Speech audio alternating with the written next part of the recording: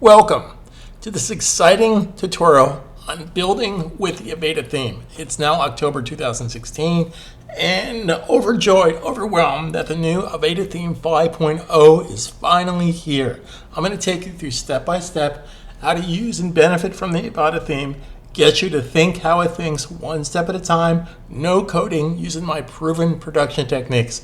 Now, what's nice about my training is I involve you in the thinking process. I get you to think the way the software thinks, hence think, learn, earn. So I'm here to help you every step of the way. I don't produce long-winded videos. Each video is short, sweet, to the point, but it gets you up and running in a quick manner.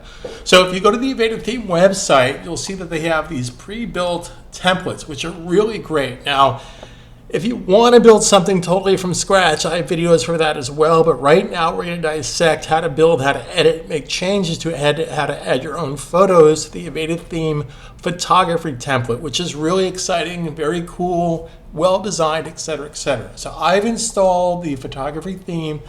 And if you sign up for my portal, you'll have complete access to the software for demonstration and training purposes only. If you're going to use this for commercial use, then you will have to buy the Avada theme from themeforest.net right now. Okay, so I'm logged in as the admin, and let me share with you some really cool production techniques. I use a lot of free plugins to benefit me from what WordPress doesn't do. One of my favorite plugins is something called Duplicate Post. If you want to install that, I highly suggest you do that to follow along with this tutorial. So I have this selected right here. Now, the thing I like about the duplicate post is it doesn't affect what I built before. So if you're working with a client and they have version 1, version 2, version 3, you don't want to have to use the WordPress version for that because that gets a little tedious. So what we'll do here to get started, I'm going to click right here on Make a New Copy. I'm going to take this one step at a time to share with you how the program thinks. That's going to put us right into our admin section. So we're just going to call this Home version 1. And save that or publish that. Now right now everything's the same, but now I have that other version to go back to if I totally screw this up. Now let me share with you how it thinks and what it expects from you. Now, the Avada theme is the #1 best-selling theme on WordPress on themeforest.net for a reason. It's very intuitive, but there's a lot of little nuances, and it can trip you up if you don't start thinking the way the software thinks.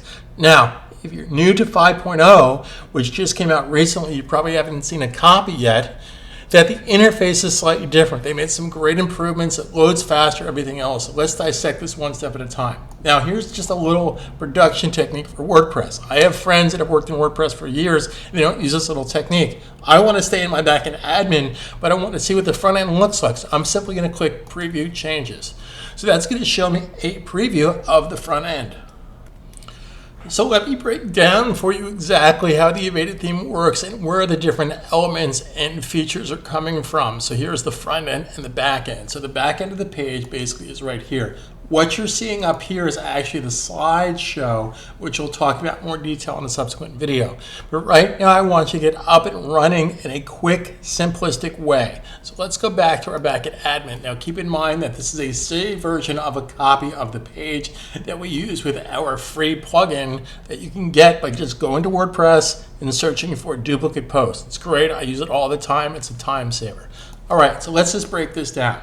So Avada is a drop and drag interface. Now this interface is dramatically different as far as visually different from the older version. So if you have an older version of Avada, I highly suggest you upgrade to the new version.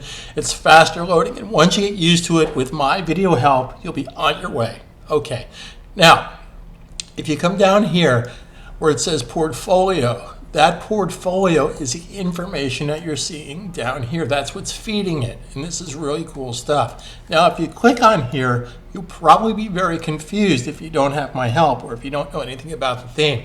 If I click on here, you'll see there's different properties for how the layout is shown in a carousel or a grid. Right now, it's shown with grid with text. So I'm not going to go into every single nuance because that's a complete waste of time. That's what you should use for your practice. I want to share with you how the software thinks, and then in your practice time, spend hours and hours and hours honing your skills. That's how I get good at this. I've been using software for 30 years, almost next year. Okay, how many posts per page? Now you'll see that there's no photos on here, and you might say, well, wait a second here. Let's go to animation. Where's it getting its photos from? Well, the photos are coming from the portfolio section. Let's go back in here to general for a second. So right now you're seeing all the information. So right now, categories, if I leave this blank, it's going to show me all my categories.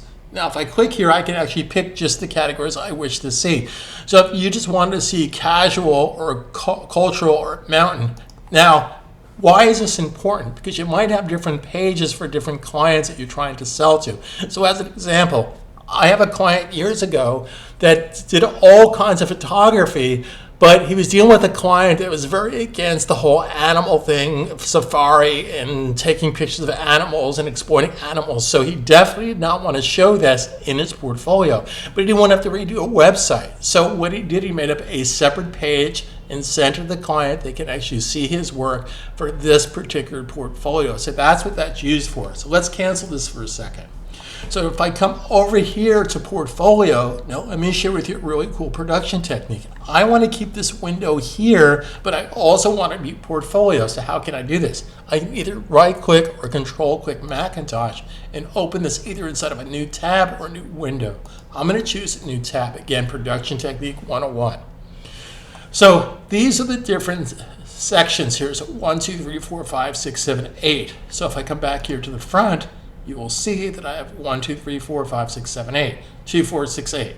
Okay, so that information is coming from right here. So if you didn't want to see those particular portfolio pieces, that's what you use the portfolio section to turn that portfolio on and off. Does that make sense? It makes sense to me. So that's how you can basically insert a portfolio into your piece, into your page. So the page here, what you're seeing is exactly here. So if you say, see where it says capture moments as they happen. Well, that's exactly what you're seeing up front here.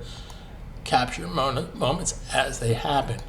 Okay, so this is a simple text file. So if I wanted to make changes to that, the way the interface works, this is for editing the changes, this is for duplicating the changes, this is for a new feature for saving the element, and of course, if I don't want it all together, I can turn around and trash it.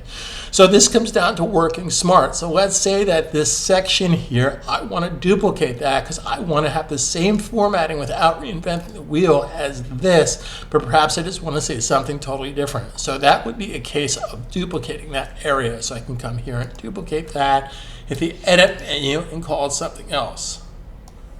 So let's call this my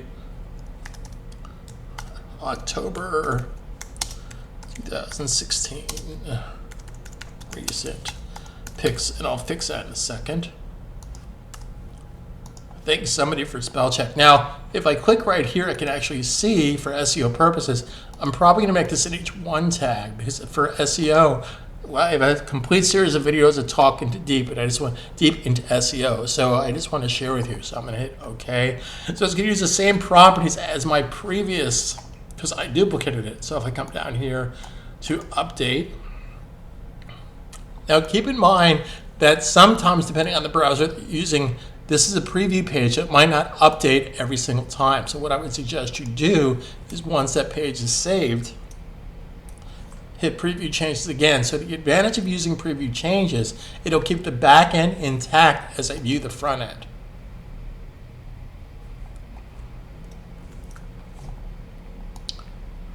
There's my new change. Now, of course, I probably want to put that in the center, but I didn't. So I just want to share with you where that information is coming from one step at a time. I'm going to close out of this window. I'm going to go back in here, and I'm going to trash that. I just did that for demonstration purposes. I'm just going to click right here and get rid of it. Make a change. Save a change. Good to have to get into. So in our next video, we'll move forward dissecting more of the Avada theme and how it can benefit you and save you time in production techniques. So stay tuned.